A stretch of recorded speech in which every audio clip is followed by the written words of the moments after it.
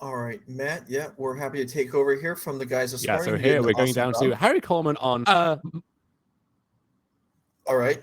So Harry Coleman. We got Mono Green Devotion. Pretty solid. Nothing too exciting about that. And then a mysterious figure known only as A. Adams on says Sultai combo. This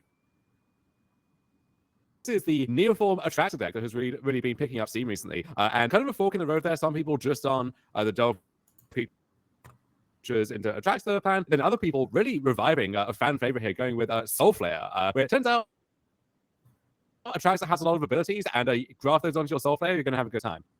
All right, can you not hear me, or are we good here? But I'm not sure. But yeah, I gotta say this Attraxa deck is kind of a new thing. It's at least it didn't really exist in the Pro Tour. 6 weeks or so ago. So this is kind of a new development in the metagame, led by a few people online and really showing stuff lately. And it looks like it's a powerful new thing.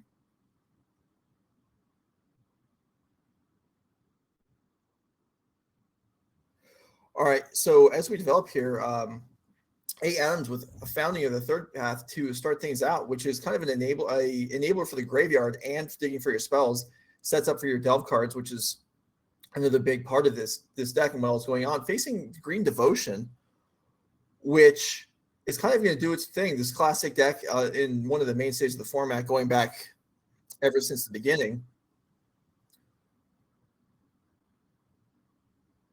And its main way of interacting is with Karn wish targets. So we'll see. I mean, we know there's Tormod, Crypt, things like that, what it can do to interact. But there are the issues of, once a big picture gets into play, can green overwhelm on the board? Possibly. We'll find out as things develop. Yeah, we see one of the few relevant cards in terms of both interaction or going over the top of the combo deck here in Karn the Great Creator. So I have to imagine that one is going to get earmarked for this Dorsey's here. But then Harry, assuming A. Adams has no great follow-up on this turn, we'll get to Cavalier with Kiora in play, trying to stitch some kind of big turn together in the future. Right. Yeah, I mean, Cavalier, in some matchups, it overpowers the board. Some, it's not big enough. Here, it's going to be smaller, actually, than the creatures that A. Adams is presenting, with Attraxa being the big Neoform target. So we'll see if the Green Devotion deck is able to fight that. As we see here, Hooting Mandrills comes into play. So that's step one, is get a 6-drop into play. And then we'll see if A. Adams has the Neoform to follow up.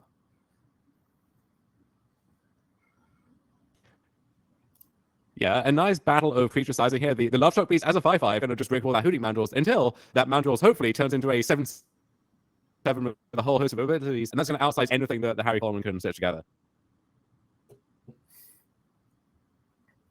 All right, so green just doing its thing, ticking down, making mana. Lovestruck Beast joined by Cavalier, and Harry really looking to get things going here. We're well short of the flashpoint, the heavy amounts of mana, but we'll see if Cavalier could find ways to boost that up. We see forests, we see Lair. Lair is the choice, adding another weapon onto the field. And again, it's another weapon, and that's a great card. Lair is awesome, but is not going to be worth much if A. Adams deck does its thing.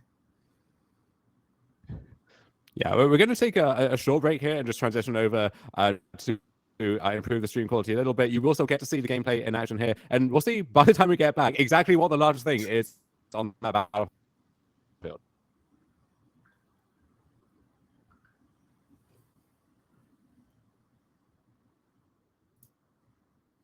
Okay, so we're having some issues here. I'm unclear exactly what's going on, but I've been told to continue talking while things get sorted out. So if you're unfamiliar with this deck, and I don't know how much of the audio even managed to get through up to this point, but we're looking at really a 2-card combo deck.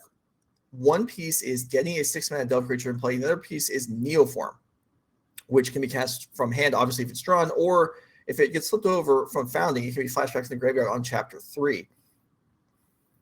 And then turn the Hooting Mandrills into an Attraxa, which will draw a whole bunch of additional cards. And then there's not really a combo finish. That is the combo. But if you draw enough disruptive cards, discards, and counters, and removal and such to then allow your Attraxa to go the distance and take down the game, that's what A. Adams has in mind here. And Harry Coleman is, We don't see a Karn, so there's not going to be much interaction with the combo as of yet. But there's also no Attraxa yet. So Harry Coleman still has time. A second, Hooting Vandals. Okay, right. so I mean 4/4 Trampler, Can you see and that's hear me, Matt? decent, but it's not going to do much in the face of Cavalier of Thorns. As we await Dominic's eventual return, we'll get things sorted out. In the meantime, thanks for joining us. It's always fun here at NRG Gaming. There are small-time operation. Right. So it looks like I am going solo here until we get Joe we do back the best in we can. as well. And so we come back to a pair of hooting vandals. The hooting and hollering is truly out of control here. And on the other side, the may we have to a us. 5/5 Lovestruck Beast, a 5/6 Cavalier of Thorns, and those are dominating the battlefield for the time being. Harry Coleman continues to develop. I can see from chat that you can hear both of us and we can't hear each other, so that's fun.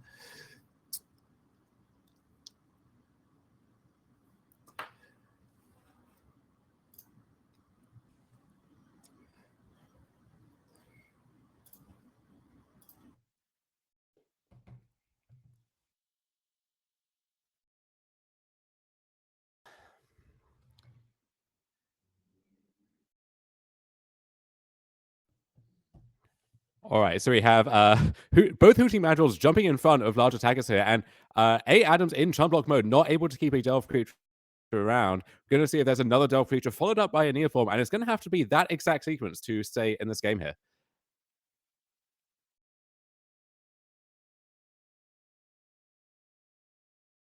Can I see Joe? Can I hear Joe? Joe. Okay, we're doing it, people. We're back. We're live. And just in time for this game to conclude, a motley crew of gigantic green creatures trampling over the red zone here to close out game one for the mono green devotion deck, which I'm a mono green sympathizer. You know, I'm not one of these people losing my mind calling for this deck to be banned or so on, but gotta be honest, I'm rooting for Attraxa. I want to see this cool, flashy new combo deck continue this great run here. Rooting for green to be banned. That is so dated. I mean, we should be rooting for a Sultai combo to be banned. This Neoform Attraxa stuff. Come on, this isn't fair. I know there's a vocal contingent who always wants Lotus Field to be banned, and after what we saw last round, whatever the hell that was, I can't quite argue against them. No, yeah, there's no, there's always people rooting for whatever deck beats them to be banned. That's the same thing I'm doing. I'm afraid of playing Lotus against Neoform, so I want Neoform to be banned. Other people that can't be green, they want that to be banned. Yeah, you know what? Honestly, the form Pioneer seems fairly okay. Yeah, there's a lot of churn, a lot of new stuff. Always these new cards making an impact. So let's take a look at these deck lists, see what these new cards are that are showing up here. So here is the aptly named Sultai combo, and this is not the full spice. We don't have the Soulflayer, Zatulpa, Primal Dawn package in here. This is keeping it lean, keeping it focused, just the main plan of delving out one of these 6 shops, the Hooting Mandrills or the Tasica, and then Neoforming them into an Attraxa, which will be an 8/8. Chat has corrected me because Neoform, easy to forget, does give the creature a +1/+1 counter as well. That needed to be on the card. We needed the creature. I mean, I guess the idea when they printed Neoform was not that you'd cheat a 6-drop in and then ramp to a 7, right? It was, we'll put a 3 into a 4, so putting a counter on makes up for the sacrifice. But yeah, that's not really the way it's going here, but sure. Let's have it be large and in charge. And we see the sideboard cards real quick here. Let's go and jump to Harry Coleman's list so we can get that in before game number 2 starts. Green Devotion. These decks don't really change too much, do they, over the last several months? No, you look at this deck, 56, 57 of those slots are pretty much locked in. You get to customize 2 or 3 slots in the main deck, but then most of the sideboard is locked in too. So there's not that much room to get creative. One thing that does separate some monogreen players is being willing to sideboard in some of those Karn targets, even the ones that seem like they might be good in the matchup. So you see their copy of the Stonebrain, for example. You might think here, Karning for that and then having to cast it and activate it, that takes a lot of time, and you have other good Karn targets too. Maybe I want that one in my main deck after sideboarding so that I can draw that. If I just play that on turn 2, activate it turn 3, that the game might just end there and then. Yeah, absolutely. That is something that is probably one of the tougher. I mean, obviously there are, at the base level, you're not even having any thoughts sideboarding here, but there is a real risk to that. Do you bring it in? You obviously have fewer copies than leaving it to wish for, but it's faster. And in a matchup like this, speed is paramount. And A. Adams will take a mulligan here. This, I would imagine, I mean, most combo decks mulligan more often than, say, mid-range decks. And this Sultai combo deck, if it's on 6 cards, if it's on 5 cards, if it has an Attraxa into play, they're not going to care, right? It's whether you do or whether you don't. And the Attraxa attacker by itself can actually get blanked in the matchup if it runs into a pair of Cavalier of Thorns, something like that. But Attraxa is drawing you several spells, ideally, from your top 10 cards on its way in. So you find interaction like Stomach Denial, which you're going to have Ferocious when you have Attraxa in play. Stuff like Thoughtseize. You get the biggest thing on the board, but you back it up. And that pressure plus disruption is what really matters against these combo mirrors. All right. Okay. So Harry Coleman starts out here with a card was boarded in. We have Land Elf and we have Tormod's Crypt. So that's something that you have to time carefully, right? Because, I mean, this doesn't break up the combo, just kind of slows it down. Yeah, and it's worth noting too that the part of the combo that cares about the graveyard is just getting the Delve creature into play. And that's something that you can build towards gradually over time, or if they crypt you, you can kind of easily rebuild from that. Also, delving does not use a stack. So if you have 4 cards in your graveyard, you can play a land, play your Delve creature, no window in there to respond. So you kind of have to use the Crypt in advance. It's a one-shot effect. Will buy you some time, but it's not lights out. The game will continue. All right, so Harry Coleman here with double the permanents on the board, so I guess he must be winning at this point in the game. So we need one of those newfangled advantage bars that we can toggle to make that clear to the audience. Yeah, well, but yeah. All right, and a pass here for Adams, no play, which, some of the self-mill cards with permanent script on the board are less exciting. And we'll see here if Harry Coleman's able to build pressure. I mean, these defenses are nice, but I mean, Adams can, sit here for 5 or 10 turns at this rate. Harry Coleman's going to need to ramp things up a little bit.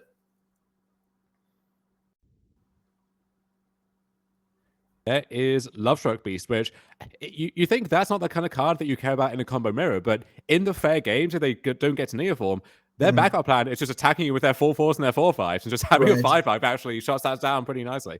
Yeah, okay, so here is Kiora, and whoop, this may not make it in. Ooh, Stubborn Denial on Kiora. So there's no Ferocious. This is a tax of 1, and Caryatid's gonna eat that up. So okay, I guess this delays the turn though. It's something. It's a real sign of weakness though, just to have to fire off a Stubborn Denial as a force spike. And I think honestly, Adams here just trying to get a card in their graveyard to work towards a Delve creature. I guess. Well, yeah. Watching this deck, that's something that we have to take into account. That's not obvious. It's just putting cards in the graveyard does matter. So with 3 land in play, I mean, it's only 6 total between land and Delve to get one of those creatures into play. So Tormod's Crypt, maybe you're trying to do it slow. Okay, I can see it. I think Adams is going to want to maybe use a card like Grizzly Salvage, get a stocked graveyard all at one go, and then immediately cast a Delve creature here. Maybe hit it off the Grizzly Salvage. So a strategic planning, kind of same deal. Yeah, this is that's going to be 4 cards in the graveyard. Do we have a land into a Delve creature for that crucial follow-up? Yeah, and so this is not something that Harry Coleman could interact with if like you're saying, it is land creature, and it's not. Wow. So then would you advise Harry Coleman to crypt here before Adams' next turn? I think I would. Yeah, I think you're far enough ahead that all you need to do is buy 1 turn, and that's going to do it. Okay, let's see. How much is Harry Coleman able to put on the board here? So only a couple points of power right now. Yeah, there's no Nykthos just yet, but Wolfwillow Haven on a forest in conjunction with Kiora untapping it, still going to let us jump up a lot in mana, and here's Storm the Festival. So that is potentially terrifying. Potentially, if this whiffs, maybe that's the window we need to get back in it. Yeah, all right. What even constitutes as whiff? Well, is that a Karn and a... Whoa, Karn and Nykthos, we're going to classify that as not a whiff. Yes, I think if you looked up hits in the dictionary, urban or otherwise, you would find a picture of Karn underneath that. So I think we're going to see Harry Coleman very swiftly move on to 6-0 here, potentially being in a position to double draw into the top 8 of our 5K. All right, well, let's see. So this is not... I'm not even sure what the ideal wish target is here. I mean, Damping Sphere can kind of slow things down a little bit. Additional graveyard hit, maybe if there is any. What are we going to see here? It is... Stonebrain, yeah. Well, okay, if there's mana available, yes, it is. With Nykthos activation here, this is going to be able to Stonebrain and fire off here with only green-black mana available. Adams is not going to be interacting with this, and this is just Attraxa, and we're done, right? Yeah, you can get Attraxa, you could get Neoform as well. It looks like, looking at the list, there's no kind of backup Neoform target or anything. So either way, you're going to do it. And okay, 2 copies of Neoform there in the hand. You almost want to, if you think Adams is holding Neoform, you almost want to hit Attraction instead, just to strand those copies of Neoform in the hand. You don't want to cycle those into, I mean, I don't know what the relevant cards would be, but Right. you're happy stranding those in there. Okay, so Neoform was the choice. And yeah, so those were basically Harry was checking out the Stormbrain here, but by pulling the ones out of the hand, yeah, Adams will be able to replace those with other cards from the top of the deck by just drawing 2. But what are 2 cards worth in this point? At this point, is anything A. Adams is able to do it from here on? I mean, is there any chance to hardcast Attraxa in this deck? I suppose. Those mana confluences are going to have to do a lot of work, but yeah, they are theoretically possible. Yeah. Well, we'll see. Here's the Dove creature coming in, and surprisingly enough, I guess land drops matter because, yeah, I mean, I don't think Tasigur and any number of well, I guess not any number of Tasigurs is being legendary, but Tasigur and Hooting Mandrills is not going to beat the green deck on their own. I mean, just looking at the cards on the board, that Karn can fetch a Cityscape Leveler, 8/8, blow up your 4/5 and rumble him further. So, yeah, I think however you slice it, Harry Coleman has to be feeling pretty good right now. Yes, indeed. 5-0 to start the day, looking to move on to 6, and then almost certainly lock up a spot in the top 8. And good prizes on the line. It is a 5K in addition to a regional championship invite for the winner, plus no rage points, and he's after them. Here we go. Cavalier of Thorns joins the board. More mana, another big, and more importantly, maybe a large creature. Okay. And A. Adams. We're done. We're done. Yeah. We've had enough. But if you want to see more of this scintillating gameplay experience, I think our backup feature, we're going to see Zoe Riederman on Mono Green Devotion trying to represent the format's biggest villain, depending on who you ask, against Theo Zhang, another one of our regulars here on I believe the Rakdos Sacrifice deck that he has been having a lot of success with as well. Yeah, so we had, some people don't like watching Mono Green Devotion, but we got paired against 2 very different decks this round. So hopefully it's enjoyable. We see it here take down the Attraxa Menace. And then now we're going to see 2 players who were in our championship last year, Zoe and Theo, battling out. Green versus Sacrifice. Let's go ahead and go down there. So this matchup is certainly, if you're from the Sacrifice side, you would have played against Mono Green a lot. Rakdos Sacrifice a little bit less popular, but I think popular enough that Zoe will have played it again herself. What's your perspective on how these 2 decks line up against each other? I mean, I think I'd probably rather be on this side. This is one of those ones where I'll take either side as long as I get to go first. I think that's going to be relevant. If Theo's able to get out in front with a Mayhem Devil and pick off the mana creature for Zoe, that can be tough to get started. But then, I mean, Claim the Firstborn not at its best here. And if Zoe gets any sort of board presence, I don't know if Theo's going to be able to break through. Yeah, Claim can be nice just to kill an elf if you get to pair it with Witch's Oven, a sack out of some kind. Weird interactions with if you sacrifice Olgoth Troll after you claimed it. Usually a lot of dodge calls involved with that one, but Claim can be a pretty swingy card, and I think this matchup on the whole, very swingy. Right. Either things are getting claimed left and right, and Elves getting shot down by Mayhem Devil, and the Sacrifice deck runs away with it, or Mono Green does its thing, go over the top, and you have a Witch's Oven that you can't activate, and you have a 1/1 Cold and Familiar. Right. What's that going to get you? Yeah, I mean, the Karn definitely plays a role here, even the passive ability. You're right about that. My perspective on both these decks comes from playing against them with Lotus, in which case they're both matchups I'm happy to face. But here we are seeing each other, and there is the Witch's Oven. So you're playing an entirely different format, though, Joe. That's why your deck needs to be banned. Get it out of here. What? No, but it's all in the level. I mean, has Lotus overperformed in the real world lately? Not so much. Here's Old Growth Troll for Zoe F on a missed land drop, which is, I would say, not promising. Missing land here. Yeah, Theo's going to feed the unlucky witness of the Witch's Oven instead of the cat, looking for either the third land or the devil. We're going to see either one of those as the hit here, depending on what else he has. Yeah. I mean, with the missed land drop here, the devil alongside Coleman Familiar and the cat to pick off the elf, that is going to be problematic. Does he have the land? Maybe not. Yeah, you would love to have land into devil here and just start gunning down those elves, but it looks like it may be a choice between those 2 cards instead. Yeah, we'll see. How does Theo want to navigate this? I mean, well, we're going to see. Looks like not the devil then. There's 2 mana for Deadly Dispute on the cat. Okay. So Okay. this actually is a redraw towards, I guess we'd have the treasure, we'd have a land. We still can't get to 3 for devil, so that one's off limits for this turn. Just going to play that Sulfur Swing instead. You see the devil out of commission over there in exile. See if Theo has a follow-up. This deck is very flush with 1-drops, and so it's pretty easy in the mid-game to chain your dispute into a witness, into something else, and really keep the cards flowing. Zoe has to breathe a sigh of relief, though, getting to untap with the elf, which did not seem a likelihood when the turn started, but Theo doesn't have the land. And Zoe knew what to be scared of, right? The devil was face up on the board, but no third land for it. So a turn of reprieve, and we're going to use all of that mana to cast Karn the Great Creator. And now Theo has to think, we're going to bring back this in response, maybe filter that through the oven again. That blood token is going to be off limits for the time being. And that's before Karn gets to fetch anything or take up to defend itself. Right. So now this Old Growth Troll is almost certainly going to be just defending the Karn for the foreseeable future, and Theo may have trouble getting through it. Yeah, I mean, this is one of those spots where Acclaim would, nab the troll, attack down the Karn, get to sacrifice that, and really swing the game back in Theo's favor. But Mayhem Devil as well, still pretty threatening from here. But I think Theo is going to need something on this turn.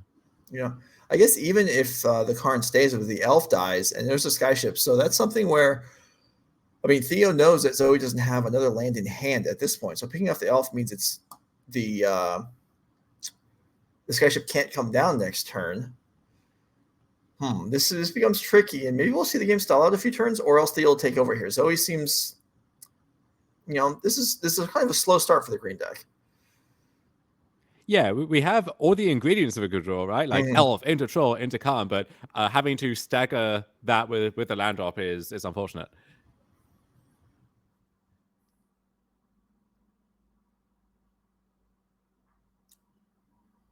Theo's certainly with some options here. I mean, he can kill the elf regardless with the Bloodtooth Harvester. So it's just a matter of, is there more to do? Is there a claim? Is there something dangerous? There's a Fable. All right, that's nice. But I don't think this card's always going to be particularly fearful of. Well, here's a red mana. That's just unlucky witness. Okay, so Bloodtooth Harvester takes down the elf. Can't attack the Karn, though, so that one gets to stick around.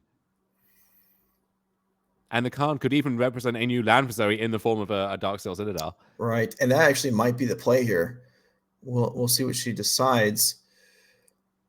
Consulting the hand, consulting the sideboard again. And that's the thing where, I mean, it's kind of a requirement. You don't want to be skimp on your options. You want to make sure you have the land, but actually it's going to be, is that Filigree Silex? Yeah, so this is the new Ratchet Bomb essentially.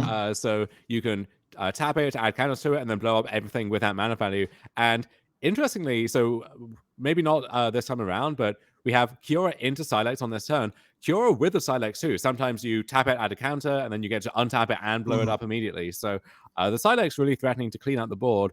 Maybe Karn is going to die on the way out here, but it's generated enough value. I think it can have a happy retirement. No, it's definitely done its job.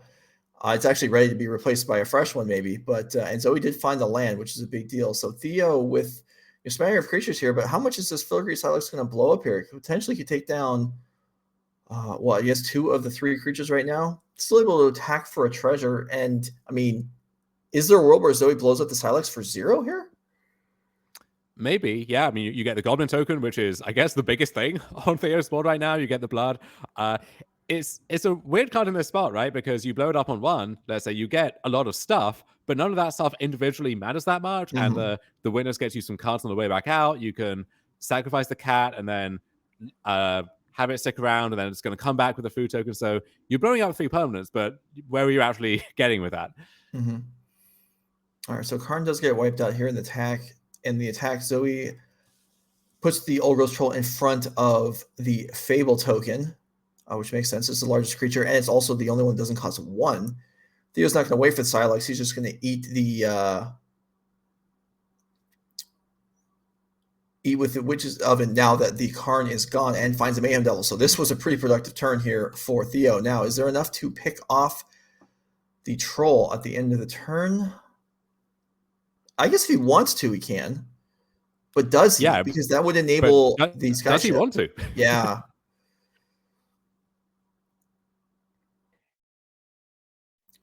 Yeah, I mean, with Kiora, we're going to get to 5 mana for Skysovereign either way, but you saw Zoe be very cognizant of the threat of Devil, right? Proactively getting the Skysovereign, and that thing is going to be dead on arrival, but it's going to do a lot on its way out.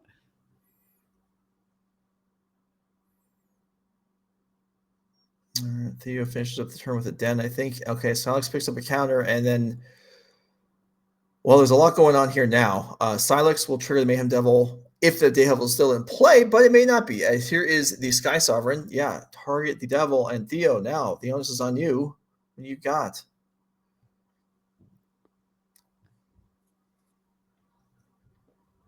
All right, trigger the blood. Shoot Zoe. Well, that makes sense. I guess you're choosing between Kiora and Zoe. Both have a lot of loyalty / life points at this point.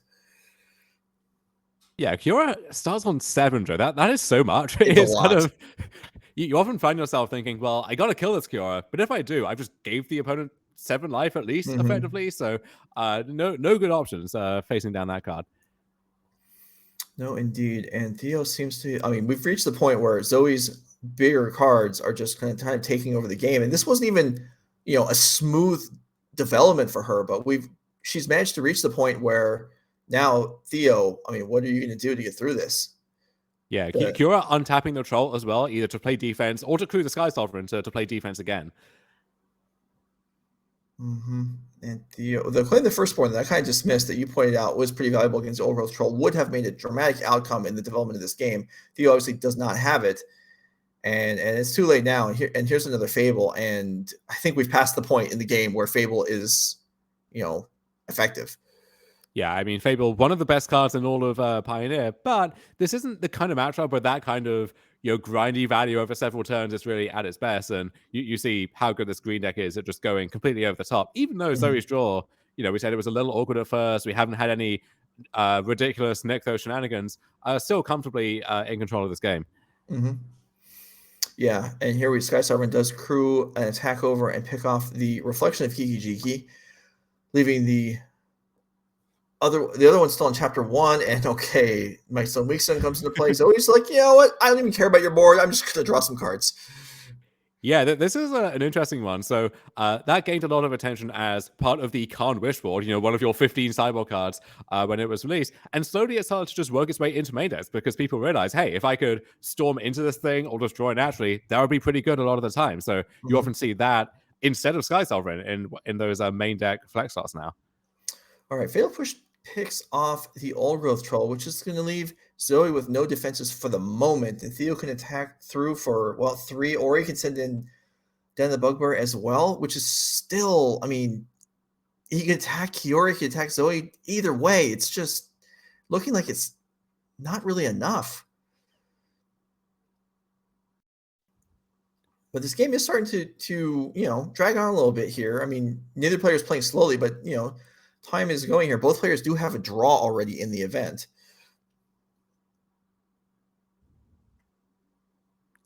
Yeah, Zoe hasn't had to do anything more for the last few turns, but depending on what Theo has, that may change. So Zoe may need to find, a Storm the Festival, another Karn, Cavalier, something like that. Right. And any of those might just end the game on the spot, as Theo is barely holding it together as is. I wonder if the thought process here, he's trying to decide whether to send in the creature land. He's lining up the mana as if it is going in. Here we go. There's the activation. So the Den is in, coming in along with the Fable token and also the Goblin token from the Den. So this is 6. This could actually finish off the Kiora if we're so inclined. So I wonder if on the way out, if firstly, if Theo decides to do that, and then also if Zoe wants to make that Troll token now before and get that draw trigger before Kiora would die. And it looks like she does. And yeah, the forest has to be sacrificed as well. Going to get a tapped 4/4, crucially, so not going to be able to block just now. All right, so that would imply then the attack is going to Kiora. You called that correctly. Waiting on an actual Troll token to materialize on the board here. There we go. Another fatal push. All right. Okay. So yeah, the ball is actually in Zoe's court now. She does need to find something to stabilize her. Got a lot of good hits though. Even just another Olga troll would be pretty formidable. And that may be what she's got. Yes, indeed. All right. Well, that's enough to crew up the Skysovereign if she wants it. So here's another attack. Theo being at 12 here. So picking off the Fable token. And yeah, now Theo, okay, a second troll. Wow, that was quite a turn. We are fully under the bridge here. And it's easy to get focused on Skysovereign just shooting down everything in sight, you know, killing this thing. But that thing attacks with a lot of damage. It's a 6/5, and that's a pretty fast clock. Okay, Cauldron Familiar comes back in, gains Theo a life, which actually is relevant. Allows him to survive next turn's combat, at least the aerial portion of it. He still has to survive on the ground, which is also not going to be super easy. Zoe does have a Lair as well. Yeah, there's 8 power of Trample there, so Zoe could crew the Lair or activate the Lair, use that to crew the Skysovereign, and then that's going to be a lethal attack regardless. So yeah, Zoe going to pick up game 1 here, going into game 2. We'll look at the sideboards that we have for these two players. With Zoe's, as always with Mono Green, it's basically 15 one-offs, and we'll see which one Zoe sees fit to bring in. Now, here's the thing. Can we name each one of those individually? Might take us a while, and I think we don't need to go through that. We'll be all the way through the next round by the time that's over with. I think it's more interesting to talk about the flex slots in the main deck, the choices that players make. We saw on the first match of this round, we saw Cityscape Leveler. Here, Zoe's got Teferi, who shows the sunset, and what else do we have? Mightstone, Weakstone. Yeah, and the Sylvan Caryatid too. That's often the one off there as like the additional ramp piece. So Teferi is an interesting choice. That one gained some press a few months ago when Mono Green was really in its prime, and in particular, pretty good in these mirrors. If you're just trying to goldfish each other, you can storm into that thing, Oath of Nissa it. Can't really cast it organically, but it's fine. We'll figure that one out. So a little throwback there from Zoe in those flex slots. And then the sideboard itself, pretty standard. We see that second Skysovereign. You can board one of those in against, a deck like Rakdos or the Gruul Echo deck, stuff like that. Yeah, all right. Let's go ahead and slide over to Theo Zhang's Rakdos sacrifice list, and we see here those copies of Claim the Firstborn that he couldn't find that would have aided in that game. Sideboard cards here. Well, playing against Mono Green, this card sounds pretty tasty, right? Yeah, it's tricky because you need to back that up with pressure. If you're just trading 1-for-1 and your only pressure is a mopey Coleman Familiar, where does that get you? They're going to draw something, but maybe one of those regardless. Bloody Betrayal, like another threat in effect. I don't think quite intended for this matchup, but could see it regardless. And then Dreadboard just as a card that can actually kill a Planeswalker, which is in short supply otherwise. Yeah. That's tough to swallow for myself because I always feel like I don't want to waste spells targeting planeswalkers. I just want to take them down with creatures. And that is something that's possible in Theo's deck, but this is kind of a mindset I developed from playing in different formats.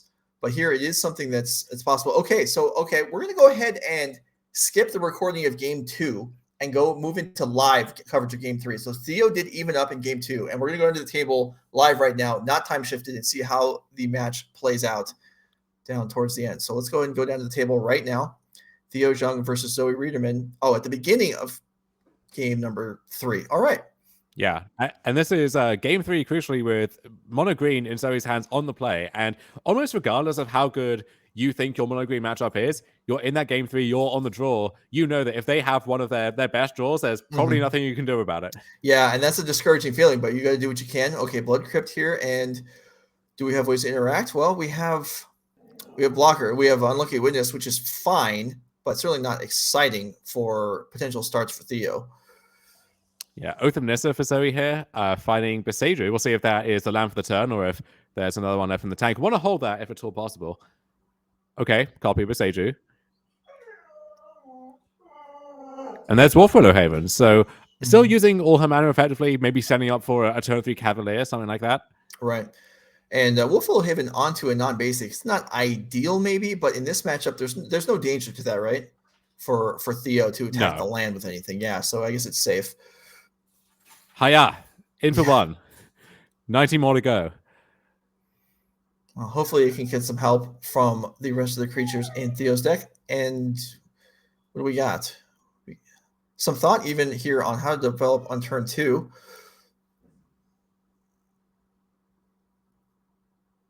How does Theo want to proceed? I mean, you can kind of process from Theo's perspective all the scary things that happen on Zoe's turn with 5 mana available. Could you possibly Dreadbore an elf here? I mean, the choice is to pass. So this is okay. This is Deadly Dispute, sacrificing the Witness on upkeep just to get the right timing for the Witness triggers. We're going to draw some cards here, and potentially, I wonder if Theo draws into a Fatal Push or something. I have to imagine we're finding that one on the elf, but nothing. So Zoe gets to go to her main phase with the elf surviving with at least 4 mana uncontested here. All right. There's Nykthos. Yeah, that's a good place to start the turn. Doesn't actually make any extra mana right now. And here's Karn, and that will shut off the treasure for next turn. You can see Theo shaking his head a little bit. This is not what he wanted to see. Finding Skysovereign again, hedging against if Theo has a Mayhem Devil or something like that. That's one of the few things that he could potentially care about. All right, and the elf will generate another elf. And Theo's got some work cut out for him here, doesn't he? He looks very discouraged. This can't be just land pass. There's got to be more to it than that. You would hope so if you're a Theo fan. And there must be Theo fans, right? There absolutely has to be. Impressive player qualified for the championship, and this is another Deadly Dispute. That's it's not much. If Theo has fans, I am one of them. But gotta say, not loving our odds in this game here.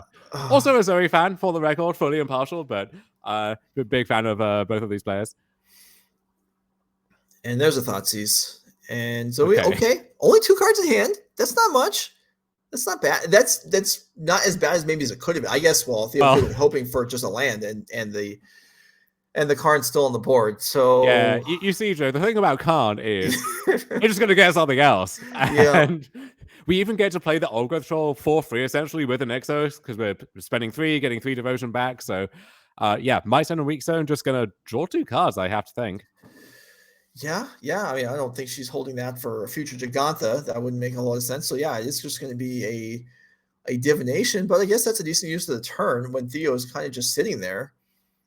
And like you were saying, it does. Here's a Wolfwillow as well. Maybe not.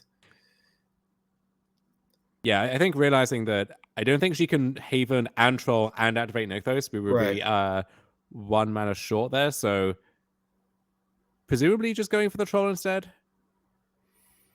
No, or maybe not. Okay.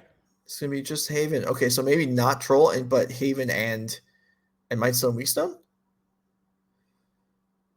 And an attack for 1, just for good measure.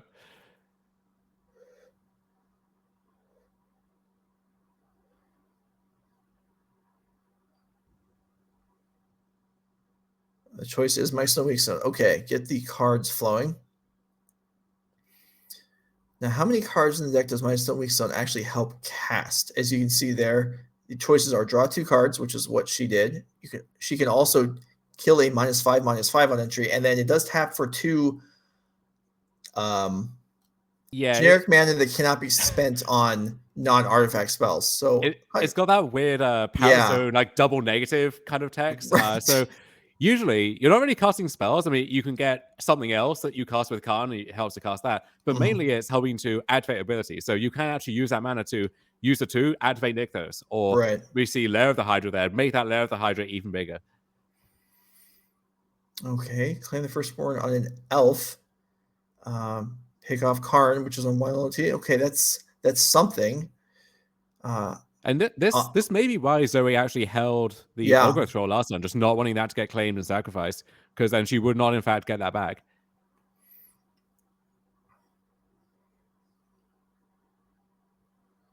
All right, Mayhem Devil picks off a token with a treasure. Which is all right. This is a real turn for Theo here. This is the kind of the first time in the game where he's actually made real inroads on the board, and now Zoe is basically left with just whatever she drew off the Might Stone last turn. And a boatload of mana to play with. So any good top deck is live. There's 3. That's going to be the Troll. Do we have a follow up of Nykthos? It looks like we do. So that's 5, 6. 8. Okay, here's another Karn. Theo again with the customary sigh. This is another Karn. Why couldn't it have been something else? Why couldn't it have been another elf? But instead, it's another Karn. And Zoe will go looking through the sideboard once again. Theo is an emotive player. You know, if you're watching from afar, you can tell roughly the cadence of what's going on in the match just by watching his expressions. Just I don't think there's an obvious card to get though here, right?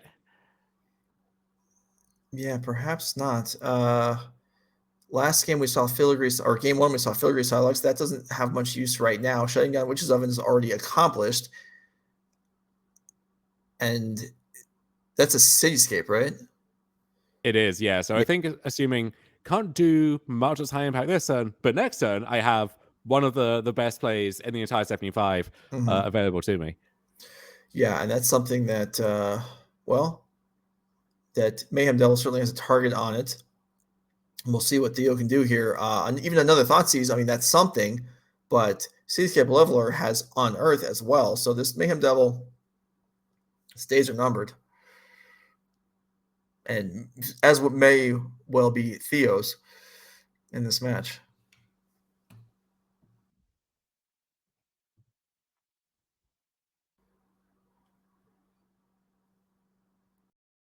Doing the quick mana and devotion count there. Maybe thinking, all right, even if I can kill the troll, where are we at in terms of devotion? That's 3, 4, 5, 6, 7, 8. Yeah, so the Might Stone and its 2 mana would actually help to cast Leveler, even if troll gets sent back under the bridge. Right, and probably that is what Theo was considering here. How much mana can be reduced off of what Zoe can make next turn? But there's just 6. There's 8 amongst just the land and the Might Stone Weak Stone. So the Old Growth Troll is not even required. As it gets, there's the Bloody Betrayal. Okay. Yeah, there's a Sideboard threaten effect. Yeah, you said maybe not for this matchup, but here it is, or you not intended for this matchup, but just splash damage. It's still a useful card. It comes in. Karn dies, and Theo's trying here, certainly. Yep, troll just going to go to the graveyard. Both players have seen that interaction before.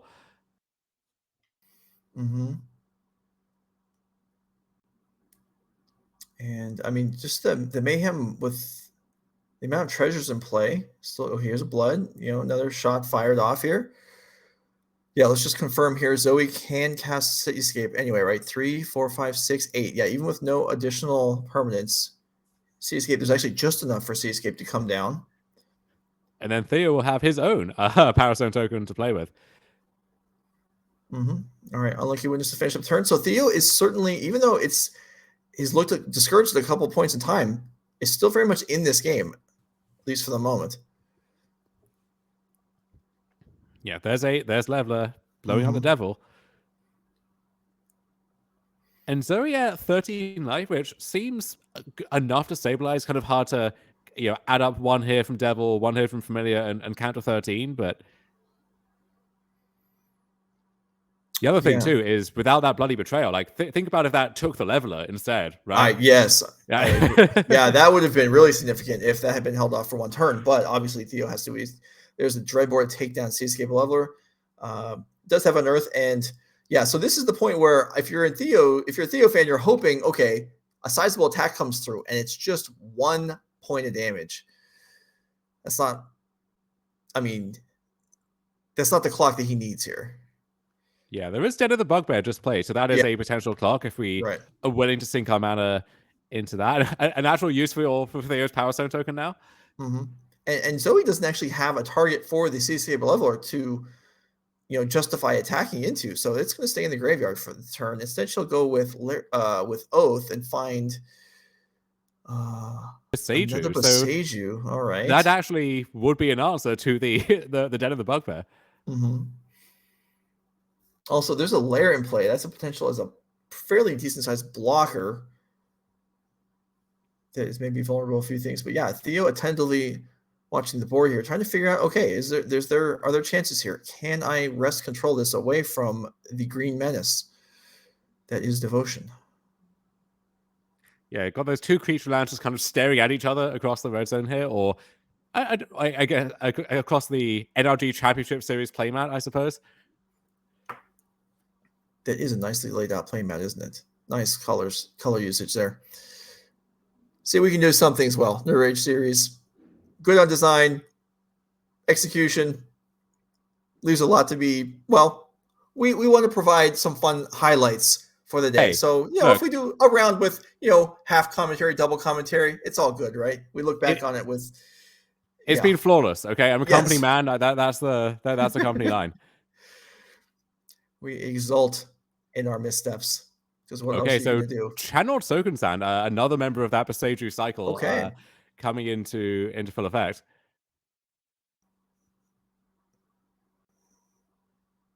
And Zoe's going to... Right. Wow, this is... Okay. Decent amount of mana here. What is... Oh, all right. Yeah. Cashing in... So is this all happening? Yeah, this is happening at the end of Zoe's turn, it looks like, and you have to activate the Haven on your own turn. So yeah, that 2/2 blocker actually bigger than anything Theo can muster at the moment. Yeah, and we know that Boseiju exists for the Den of the Bugbear. So this is turning into a real game here. And Theo, okay, Zoe's got more stuff in the turn. Oh, I see. Boseiju takes that Witch's Oven. That makes sense. Yeah, wanting to prevent Theo playing that new Unlucky Witness from the first one and then immediately sacrificing that to see two new cards and keep the chain going. And only a few minutes left in the round for these players, so hoping to get a conclusion one way or the other. Neither one of them wants to pick up a second draw here in the tournament. Definitely not. And this feels like, 4 minutes seems like enough time to finish this game. I know it's going to be several turns plus with the bonus 5 turns. This seems like we should reach a conclusion here. Den of the Bugbear will activate. Crisp movements for both players too. Also want to shout out the over 1,000 viewers that we have in here at the moment. 1,250 of you joining us for our Pioneer 5K. Phenomenal turnout. If you haven't already, do like and subscribe so you can see all of our stops throughout the year here. And also head over to our sister stream at twitch.tv/NRG Store, where you can see some weekly Pioneer on Tuesday nights, weekly Modern on Wednesday nights, brought to you by George and Haviva. Yeah, good shout out there. Yeah, the NRG Store channel actually delving into other formats as well. I believe they did stream Pokemon one of the nights this week. I think it might be last Monday, so they're definitely branching out. That's not a different format. That's a different game. That's a whole new whole new enterprise there. Yeah, certainly there are other games available. NRG, the Nerd Rage Gaming store can serve your needs, whatever game you're interested in.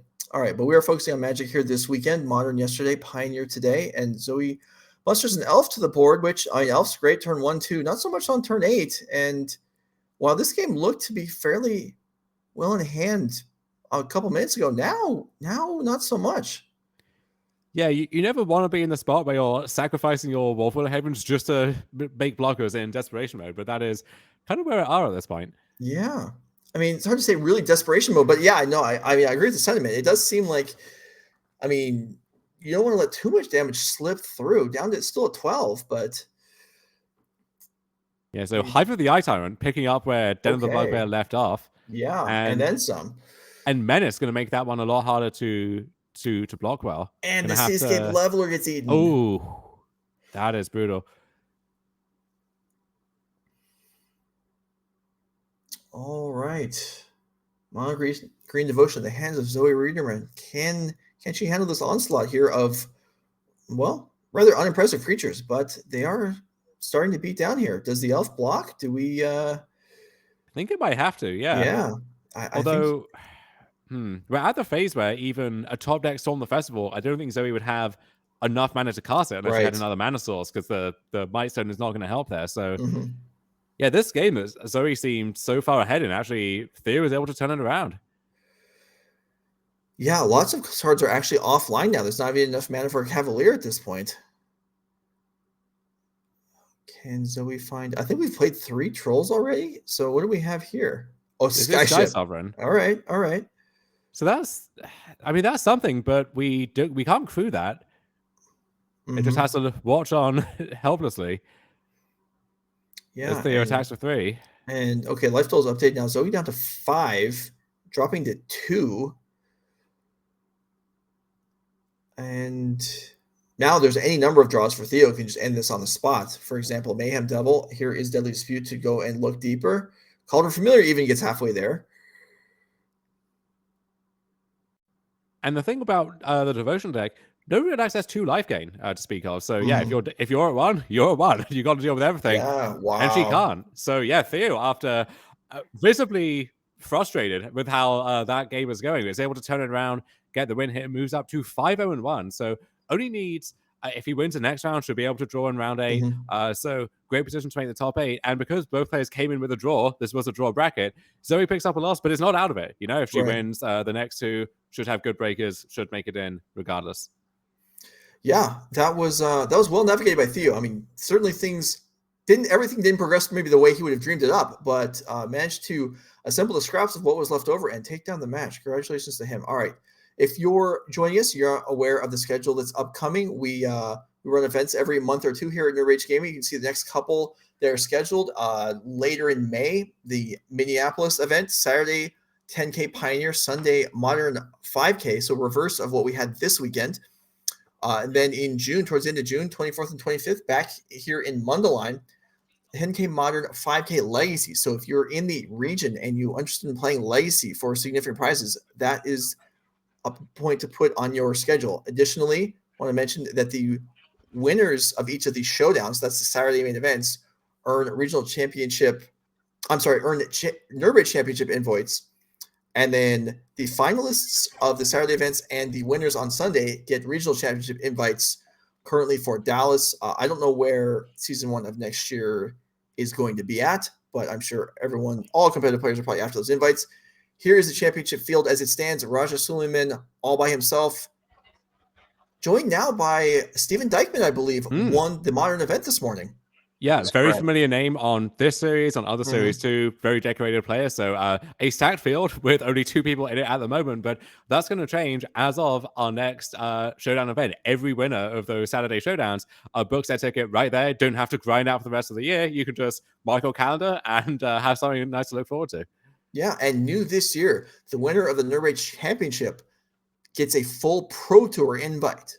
Not a regional championship on the line there. A full Pro Tour invite just amongst the 16 players in addition to the 25K prize pool. So coming back to the booth. Big stuff on the NRG series this year. Come get a piece of it for yourself. Or if you're remote, if you're just watching online, we welcome you. We're happy to have you here. We're going to take a break right now, and we come back for round 7 right after this.